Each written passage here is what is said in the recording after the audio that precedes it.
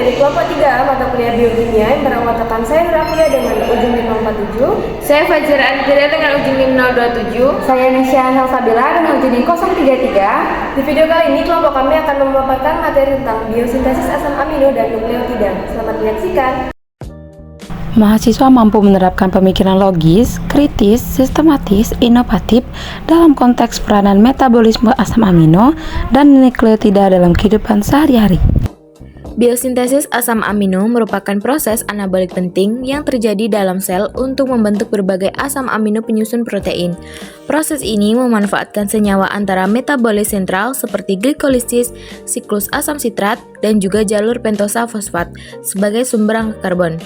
Nitrogen diperoleh terutama dari amonia melalui reaksi transaminasi dan juga amilasi reduksi dengan bantuan enzim spesifik seperti koenzim.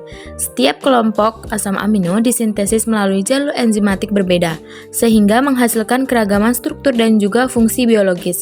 Regulasi biosintesis dikendalikan oleh mekanisme umpan balik yang menjaga keseimbangan metabolisme, efisiensi energi, dan juga ketersediaan asam amino, sesuai dengan kebutuhan pertumbuhan, perbaikan jaringan, serta aktivitas fisiologis organisme secara optimal berkelanjutan. Adapun sampel yang kami gunakan, proses makhluk hidup memperoleh asam amino. Setiap organisme hidup memiliki kemampuan yang berbeda dalam mensintesis asam amino yang diperlukan untuk pembentukan protein. Pada hewan, hanya sebagian asam amino yang dapat diproduksi sendiri di dalam tubuh, yaitu asam amino non-esensial. Asam amino non-esensial ini dibentuk dari senyawa antara metabolisme seperti gliserat 3-fosfat yang berasal dari jalur glikolisis serta oksaloasetat yang merupakan intermediat siklus asam sitrat. Makhluk hidup memperoleh asam amino melalui berbagai jalur biosintesis yang dikelompokkan berdasarkan asal langkah karbonnya. Kelompok glutamat yang meliputi glutamat, glutamin, prolin, dan arginin disintesis dari A-ketoglutarat. Senyawa ini diubah menjadi glutamat melalui reaksi aminasi reduktif dan transminasi dengan bantuan enzim glutamat dehidrogenase.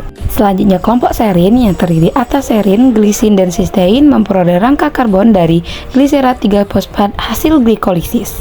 Selanjutnya kelompok piruvat menghasilkan alanin melalui reaksi transminasi piruvat yang dikatalis oleh enzim alanin aminotransferase.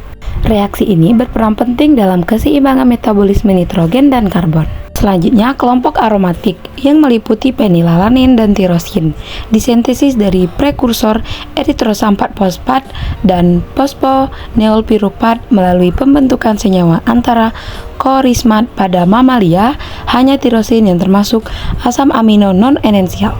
Kelompok aspartat berasal dari oksaloasetat melalui reaksi transminasi yang dikatalis oleh enzim aspartat transminase. Reaksi ini bersifat reversibel dan berperan besar dalam pengaturan aliran karbon dan nitrogen di dalam sel. Keseluruhan perolehan pada makhluk hidup berlangsung melalui kombinasi berosmosis endogen, asupan makanan, regulasi metabolisme terintegrasi, sehingga kebutuhan protein, enzim, dan molekul biologis. Kesimpulannya adalah, secara keseluruhan, makhluk hidup memperoleh asam amino melalui kombinasi asupan makanan, biosintesis endogen, dan daur ulang protein seluler.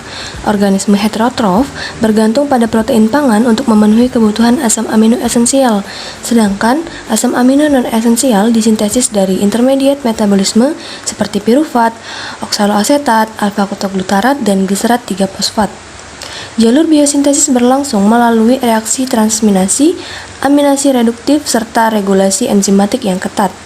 Pengaturan metabolik dan genetik memastikan keseimbangan nitrogen, energi, dan karbon agar produksi asam amino sesuai kebutuhan fisiologis. Mekanisme ini menjamin kelangsungan sintesis protein, aktivitas enzim, fungsi hormon, pertahanan imun, pertumbuhan jaringan, dan adaptasi lingkungan, serta stabilitas homeostatis organisme secara berkelanjutan dalam jangka panjang yang optimal. Baik, itulah penyampaian dari kelompok kami. Kami akhiri. Wassalamualaikum warahmatullahi wabarakatuh.